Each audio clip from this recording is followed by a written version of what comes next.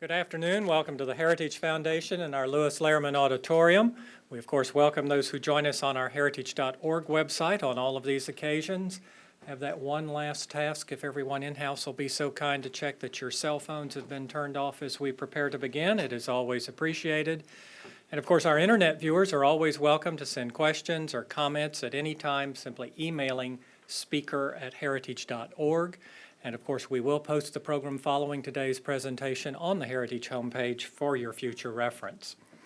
Welcoming our guest and introducing him to you today is the leader of the Heritage Foundation, our good friend, Senator Jim DeMint, President of the Heritage Foundation. Senator DeMint. I'm trying to find silent on my I won't leave it. Thank you, John. I was a little slow there. Good morning, everyone, and thanks for joining us. It's really a pleasure for me to introduce Dr. Cassie. Dr. Cassie and I go back a long way, but if I described him to you, some of you may be too young to have seen Raiders of the Lost Ark. But if the way that movie started, Harrison Ford was a professor, very unassuming, almost stuttering, mild-mannered professor who ended up on this incredible adventure in other parts of the world that you would have never expected him to do. Tim Cassie is like that to me. When I first met him, he was actually a professor. Tim grew up in Virginia. He got his B.A. at Averett College in Danville, Virginia.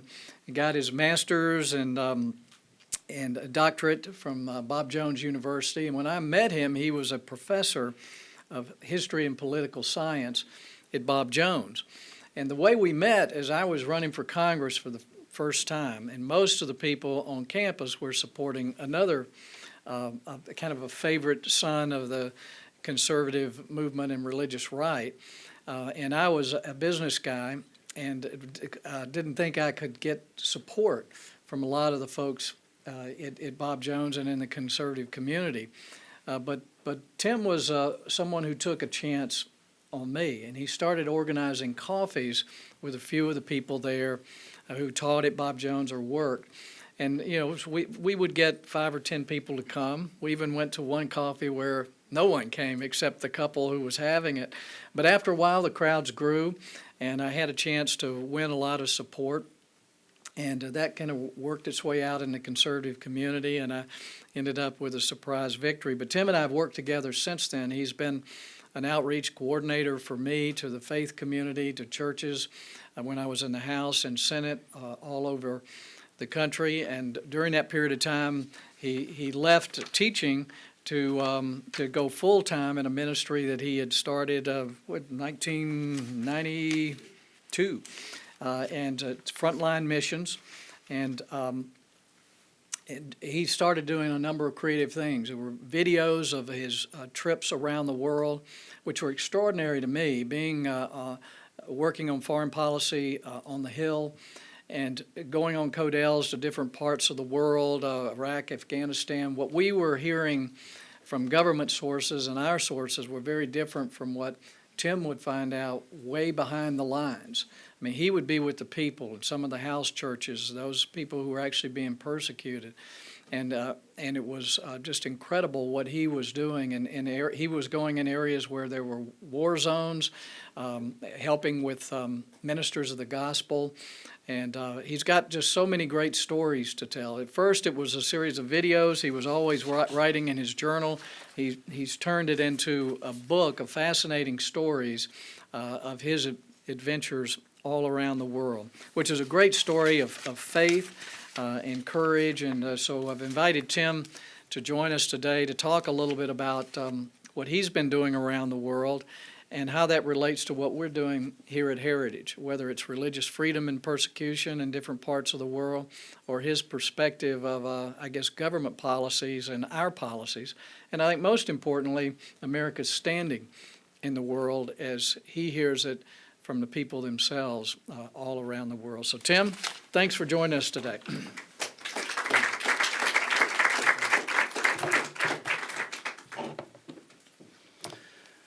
Thank you, Jim. And I'm so grateful to Heritage Foundation for providing this opportunity to share from some of my travels and experiences and perspective, and really grateful for that. But I also want to make a presentation, knowing that I was going to be back with my old boss. I came across a flyer that was from Senator DeMint's first campaign.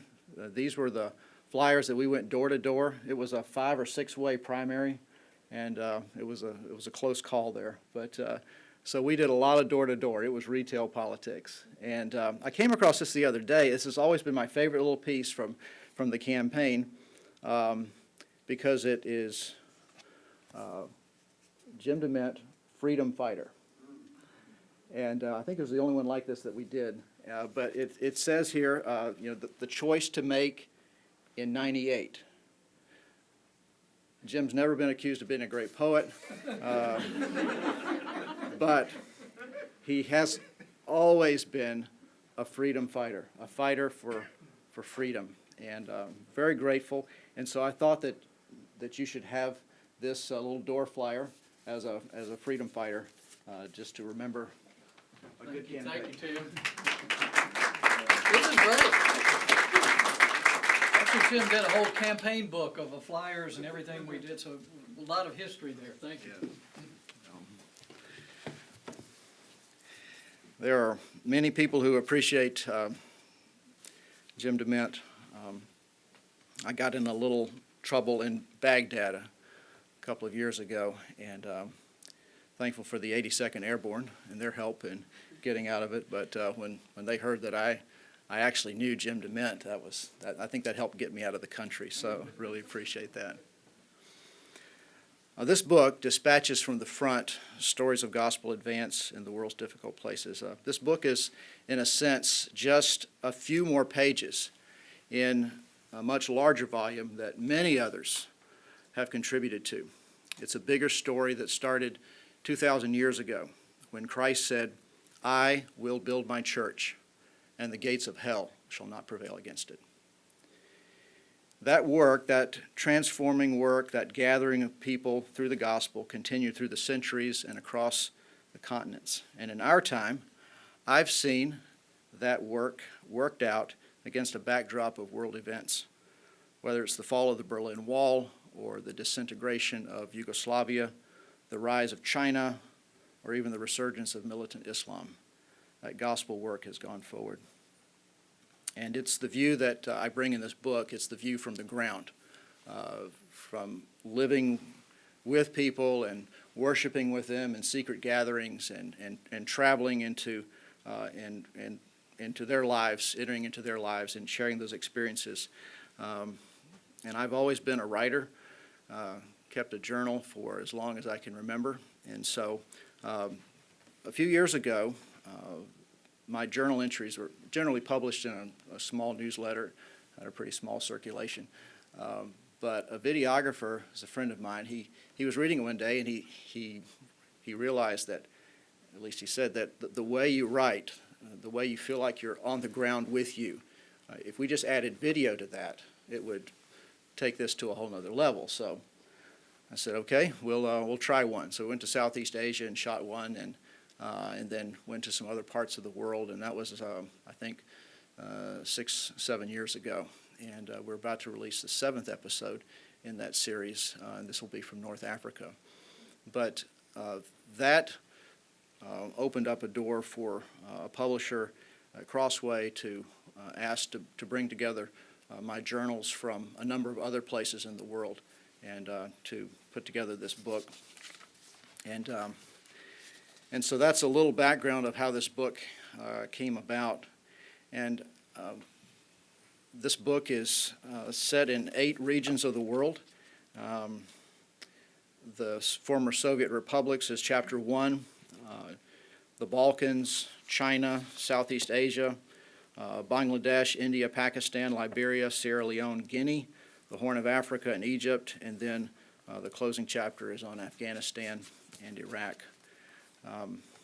So obviously in 20 minutes or so, we're only going to cover so much territory, but I want to share with you some of the stories of the people that have impacted my life, because this if this was just a story about a guy who travels, I can tell you it wouldn't be worth that much. I'm sure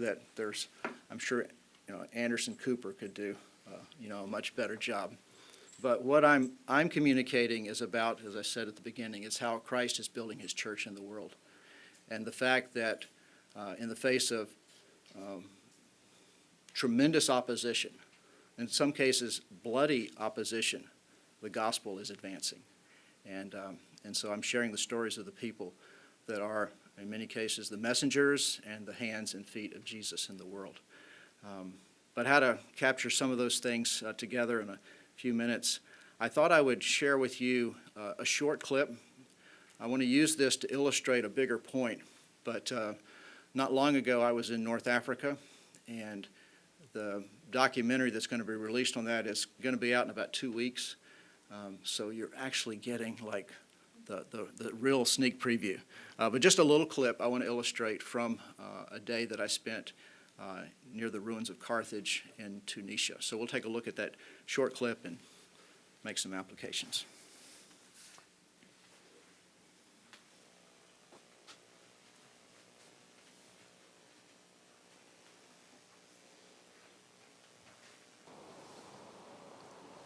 Before leaving for Morocco, I have one more stop to make. One of the reasons I wanted to start the North Africa story here in Tunisia is so I could come to this place.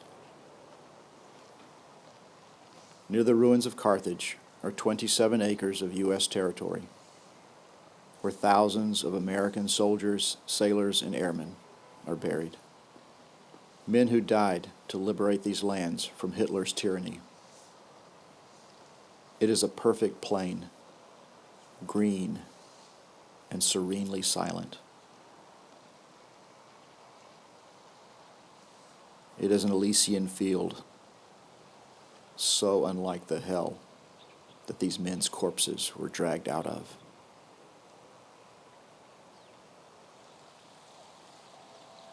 Above their graves is a sea of crosses, like an army rising once again, arm in arm. An army of heroes. North Africa was the furnace of testing for the young American army that hit these beachheads during World War II. Here they were bloodied and beaten, but unbowed. Something happened here to these soldiers that would mean everything to the outcome of the war. Their will to fight became greater than their will to live. After the setbacks of Tunisia, they pressed on in sacrifice and never stopped until they reached Berlin.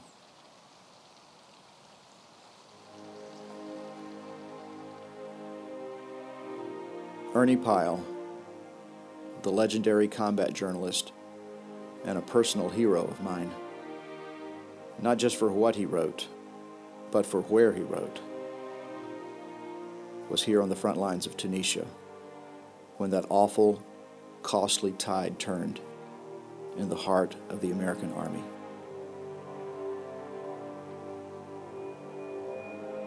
In a newspaper dispatch written from here, Ernie Pyle wrote, "I heard of a high British officer who went over this battlefield just after the action was over. American boys were still lying dead in their foxholes, their rifles still grasped in firing position in their dead hands. And the veteran English soldier remarked time and again, in a sort of hushed eulogy spoken only to himself, 'Brave men, brave men.'"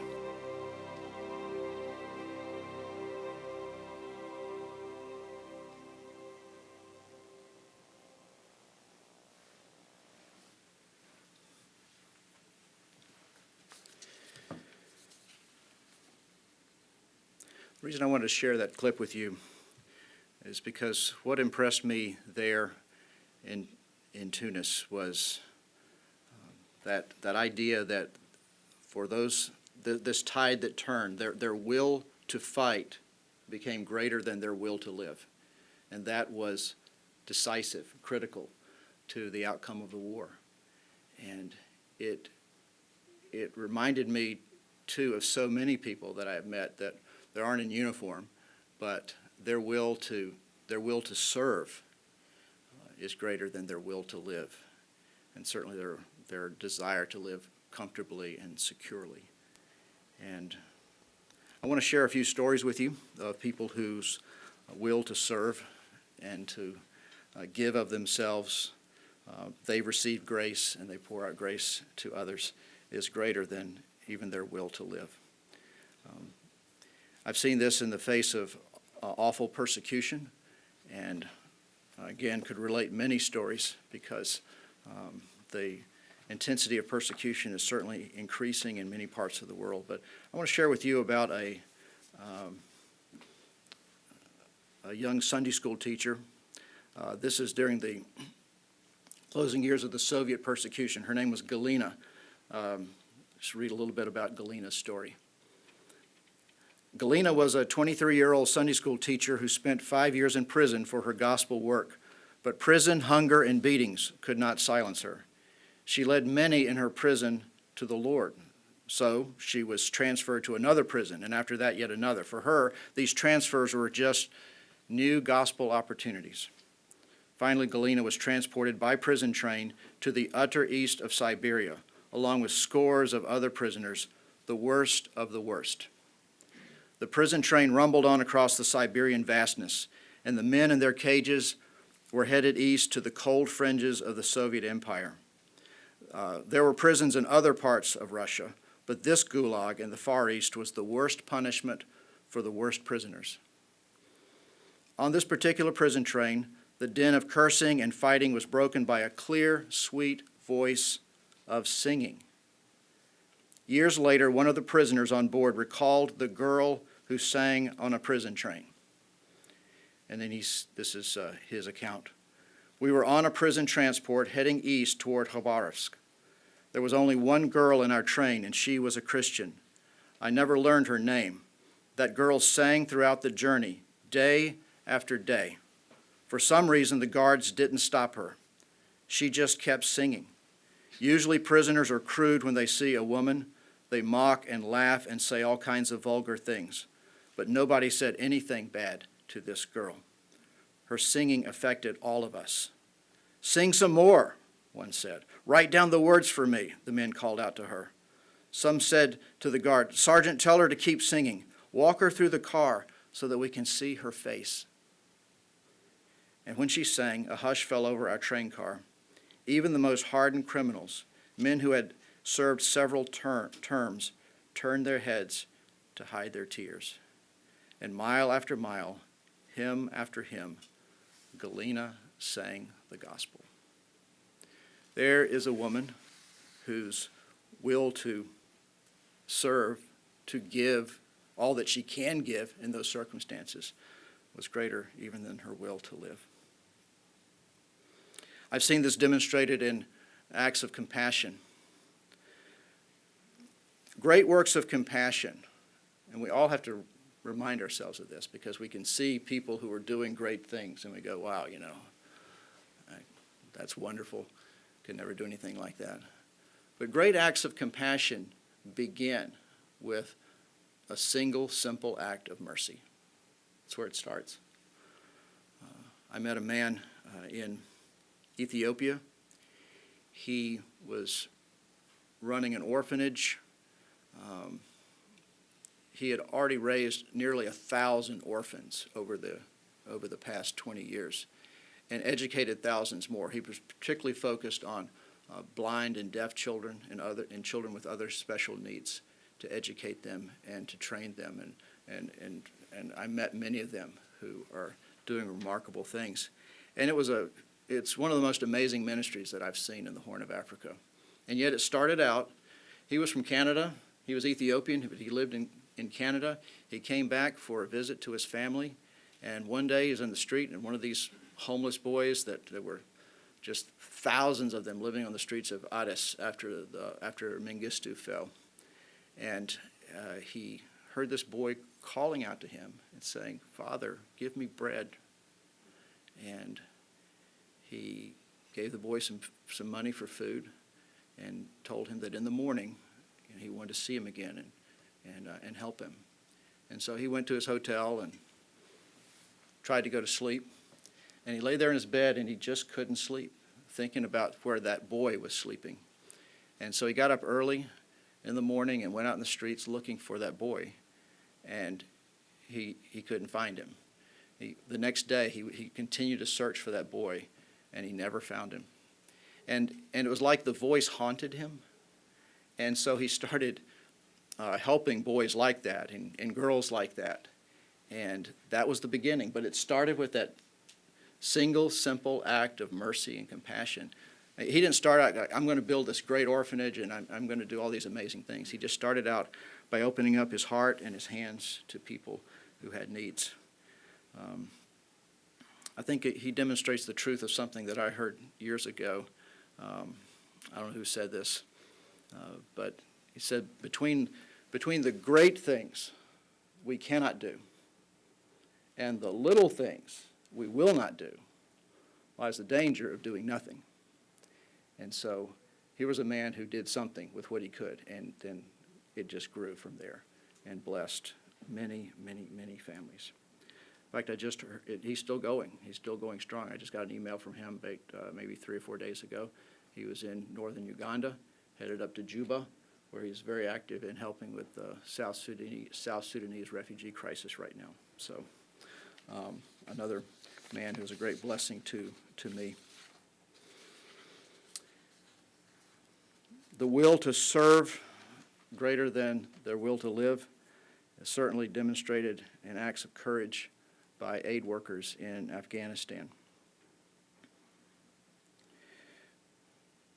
The men and women that I was with on a number of occasions in that country remind me of the motto of the United States Air Force's pararescuers. Their motto is that others may live. And these workers are there that others may live. And one of those workers was a woman named Gail, who was a physical therapist. And Gail's responsibilities were to help landmine victims, especially children who were victims of mines, to help them walk again. A remarkable woman. And one day we were waiting to meet with her at her office, and on her walk to work, she was gunned down by the Taliban, who had evidently been stalking her since she had left Kandahar a few months earlier. And we were obviously all in shock at this, and gathered our group together.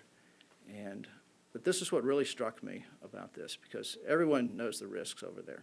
But when we gathered for a time of prayer, remembering Gail,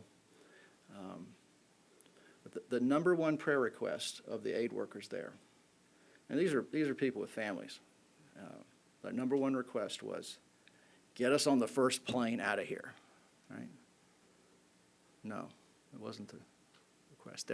Their number one request was pray that our organizations back home won't make us leave here. That's what they were praying about. Their will to serve was greater than their will to live. And they were there to make a difference. And I was just so impacted by that demonstration of just quiet courage and commitment. And there were many more there that I could relate, and some that I can't relate for security reasons, that are making an enormous difference.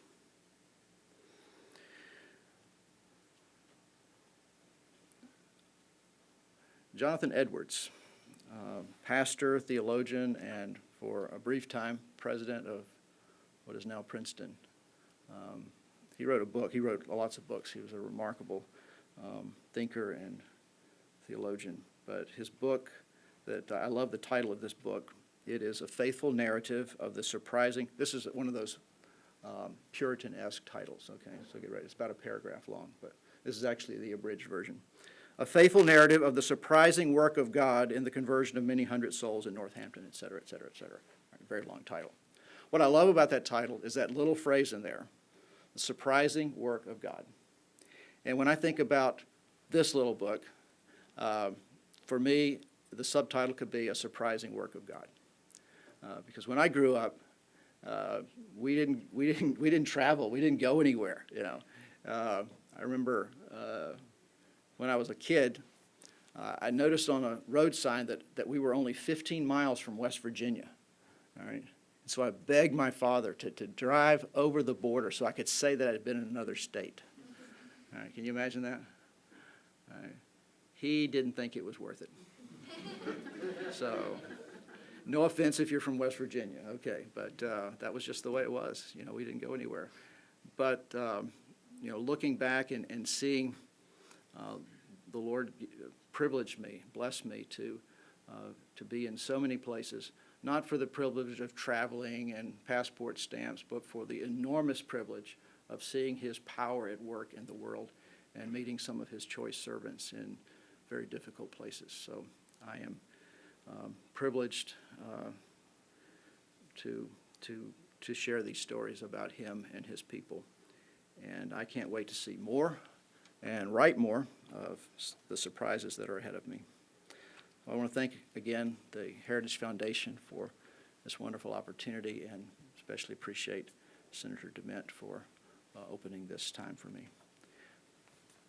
I think we're going to have some time of questions. John?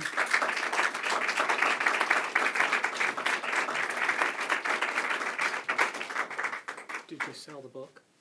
No, you didn't sell the book. We will be glad to take questions. We have a microphone if you will be so kind as to wait for it to be passed to you.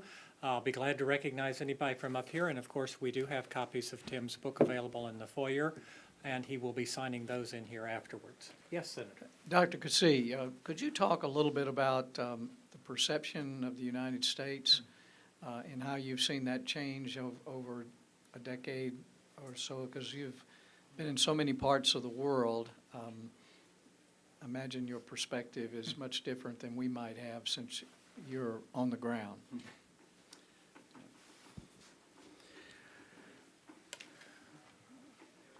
It's definitely changing, but I remember some years ago when, during the war in Bosnia, being in Sarajevo, and one of the shopkeepers learning that I was from America. And she just got really excited, and she went and gathered the other shopkeepers, and they presented me with a gift from them. I mean, the place was, you know, just bombed to smithereens all around us, and they had these little market shops there, but they wanted to give me something because I was from America. They didn't know me, but I represented something bigger. I can remember giving out aid to refugees in Bosnia, and I remember there was a man who was from Sarajevo, and he was a doctor of veterinary medicine, and he lost everything, and I was just bringing out clothes and food and gave him an overcoat. And he said something about, like, it is America. And so I asked my friend, who could understand Croat a lot better than I could, like, what did he say? What is he talking about? He said, it's an expression. It is America. Like, it is the best. It's like heaven. And I was humbled by that characterization. I remember being in a diplomatic reception in Southeast Asia some years back, and when it was learned that I was an American, I got an earful, you know, from these different embassy representatives there about American policy in that part of the world, just chewing me up. And you know, I don't know if you remember this, but I was actually representing you there, so I had to be really careful to bite my tongue. But after they finished chewing us up and spitting us out, one of the junior diplomats, I suppose you might call him, from Nepal, he pulls me aside because he could see I was beaten up, but I couldn't say anything. he just pulled me aside and he said, "Don't let it get to you." He says, "All of us know that if it weren't for America, there would not be a moral force in foreign policy." And he said, I just want you to know that we won't say it publicly, but we appreciate America's moral leadership in foreign policy. That really meant a lot to me. I wish there was a little more, vocal expressions of that, but that was encouraging. And that's what we need to continue to herald and to demonstrate in the world, because it is different than some other countries. And more and more in the Islamic world, there's more difficulty, of course, anger toward the United States, and some of that is vented toward Christians who may have nothing to do with the United States, but it's they are sometimes viewed as being part of U.S. foreign policy to infiltrate and influence, which is absurd, especially when you know the nature of these house church movements, and that just is not the case. So. In the back row. It's on now. Yes. Just Did you find that the people with whom you were working, the Christians with whom you were working in Africa, in Afghanistan, in Iraq, set aside their tribal differences, if you like, when they took on a Christian identity? Or that, in other words, did they think of themselves first as Christian and then as whatever their tribal background was or national background? Or did they continue to think of themselves first as people belonging to a nation or a tribe who happened to be Christian? Mm-hmm. And I ask this question because of the divisions that exist between people of different countries and tribes, sure. Regardless of what their faith is, and I was interested in your experience. Mm-hmm. Thank you. Yeah, that's a good question. And could I footnote, and I'd like to know what those tribe members that were not Christians may have reacted to them internally. Yes. Okay. These questions. I would say that, at least standing here to answer your question, some that come to mind are people that, because of a transformed life, they would, I think, first identify themselves as Christians, as God's children, as people that have been born into God's family through the work of Christ. So there's definitely a strong Christian identity, because they're willing to even face persecution or discrimination over that. But they don't leave their cultural context. They're worshiping in houses or in worship forms that are very much culturally appropriate. So they're still part of their culture, but they would, I believe, identify themselves as Christians first and foremost. Ostracized in any way by their non-believers? Are they ostracized by any way by their non-believers within the tribe? Certainly they are. But that's always an interesting dynamic, because if they respond in love and forgiveness, even when they're being beaten down, it turns hearts to the gospel. And I can give you many examples of that, wonderful examples of that. And we have another one on the back row. Thanks for coming and sharing all of your stories. Question about when communities are transformed by the power of the gospel, does it change their approach to public policy, what we call public policy here? So their ideas about justice or personal responsibility, or a lot of the things that, like I said, fit into the nice, neat box of public policy here, but may not be called that overseas. Mm-hmm.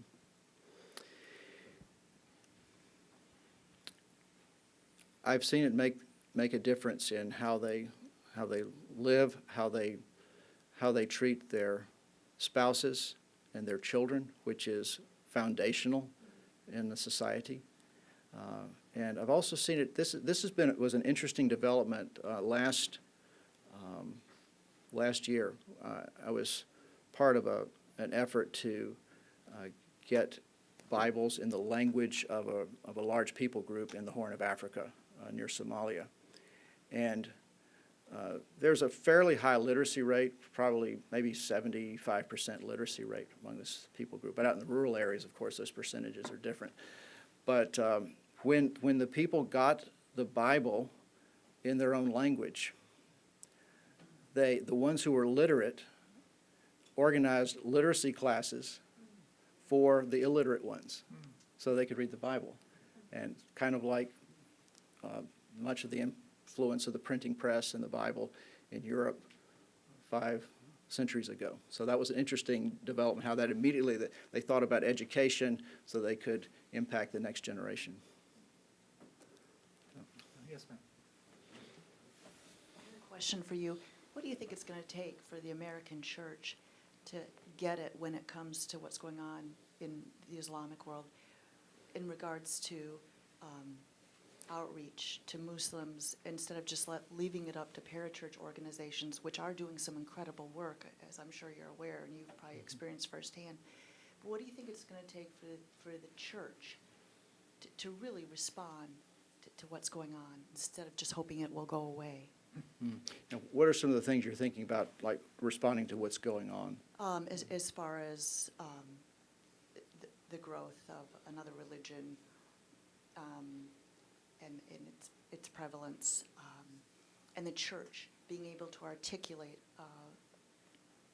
a thoughtful response and embracing these people with the love and compassion of Christ and reaching out to them in a way that's effective instead of just leaving it up to these parachurch organizations. Yeah, well, that's a big question.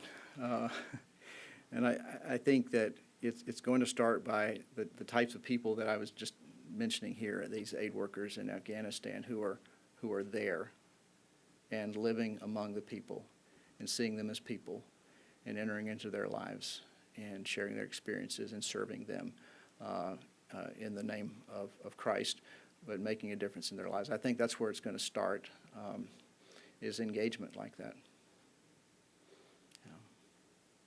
Let's go back there, Andrew, and then we'll come down here. Hi, thanks so much. I was just wondering about your experience promoting local sustainable ministries that continue post your departure. I'm sorry, I didn't get the last part of your That question. will continue after you leave, because obviously you can't be in all these places at once. So how are you able to promote a sustainable, locally owned ministry that they can continue once you leave? Mm-hmm. Yeah, and it starts by turning leadership over, like, as soon as possible, and trusting them to make mistakes and pick up and go forward. We have a lot more patience with ourselves than we do with other people. I mean, have any of you ever made a mistake?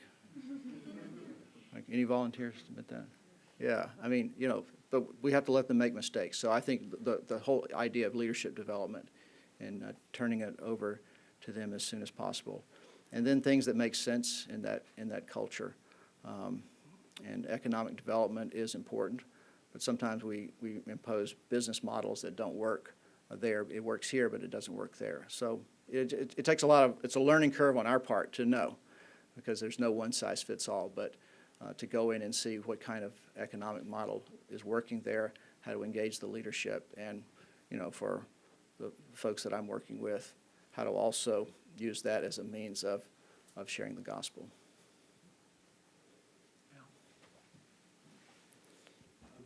Al Milliken, AM Media. Did you have the opportunity, or were you put in a position to interact, partner with any of the Christian ministries that are dealing specifically with the persecuted church, like Open Doors or Voice of the Martyrs? Familiar with those organizations, and occasionally have met journalists from those organizations, but not working directly with them. Some of the best situations about persecution stories are not publicized, so they can be dealt with behind the scenes. That's always the most effective. Yes, sir. Can you talk a little bit about the level of enforcement that both religious and secular governments have against proselytizing at all? The level of enforcement. Even though they have the laws, they actually enforce They are often unevenly enforced. It just depends on the country that you're in. But they are enforced, but always not so stringently. But again, and I'm not familiar with, obviously, with every country that would have laws against proselytizing, but I know just being back from North Africa, you can see where it's enforced, but not evenly. So. I read one in the back. So, yeah, my name is Matthew Bell. Throughout the world, there are different like, demographic issues, whether it is in under rebirth rates in Europe or surpopulation in Asia, different problems that seem to be addressed through Christianity. Do you see like a correlation with the spread of Christianity and the control of population? And if so, kind of a second question is kind of to follow up with that. What are some measures that are made to be able to encourage and facilitate it, even diplomatically or through other ways, to be able to encourage missionary work?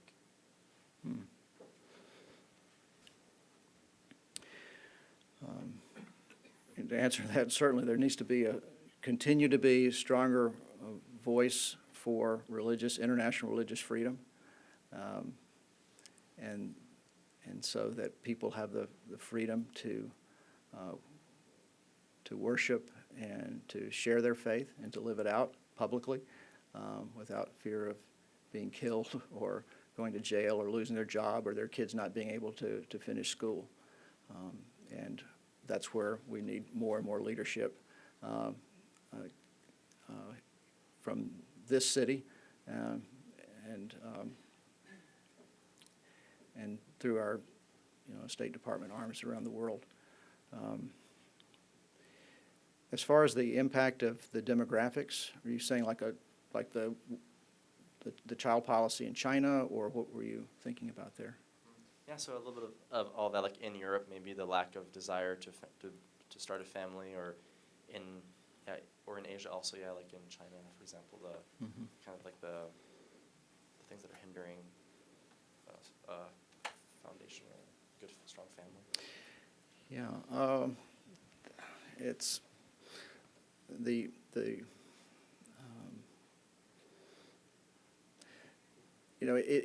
it seems that it would seem that with the dwindling family populations of certain countries in Europe and the influx of immigrants into those countries with different cultural backgrounds can be an impediment to Christianity. I believe and have seen it demonstrated that the gospel is greater than even those human things, that Christ is, as he said, building his church. He's calling men and women to himself from every tribe and nation and language and people. So it still works, even if sometimes the demographics might look threatening. Andrew, let's do right here, and then we'll go back for one final one. Thank you very much for the talk today. Could you maybe just speak to the role of the American church in kind of gospel advance on the front line? Is it primarily families packing up and moving overseas? Is that the most effective versus kind of mobilizing and engaging with local church populations? Just kind of contrast those two methods. Yeah, I mean, there are some good and bad examples of both of those approaches, but I do think we need to exercise a lot of wisdom in encouraging and mobilizing, strengthening the indigenous churches there. And sometimes that's going to involve families living over there, living in love and respect for their partners there, and encouraging them in any way that they can. But I think it's going to take a combination of both, but I think primarily the focus should be on mobilizing the indigenous churches there, because they're going to be the ones that are most effective when everyone else has been deported. One final question in the back. I thank you. My question is actually to some extent related to the one you just answered. What I don't quite understand is who the target audience is, if you like, of missionary activity? Is it someone who is not already a Christian and therefore not already a member of a local church? Or is it someone who may be a member of a local Christian church but needs or would welcome support of a different type, support in setting up a business? So is it initially a social approach, or is it actually fundamentally about conversion? And the reason I'm asking is that I'd like to know whether anyone has sent missionaries into, for example, some of the Muslim areas of the suburbs of Paris or into Manchester. Because those are, for our purposes, they're foreign countries. Thank you. Yeah, I'm sure there is definitely outreach there, but I'm not familiar with it. Those are just not parts of the world that I'm acquainted with. But I think that it's going to be the situations that I'm describing in some of these countries are going to be where, in some cases, foreigners, or the Ethiopians, for example, or the Arabs, or the Chinese, or the Russians are just reaching their own people. And they are, if they're not allowed to meet publicly, they're meeting in secret or in apartments and forests under a mango tree somewhere and gathering to worship God. So that's the big story here. It's not about so much about what foreigners are doing, Americans are doing, or Westerners are doing and going into some of those areas, but it's what God is doing in the hearts of all peoples, all nations. Yes. Thank you, Tim. Thank you very much.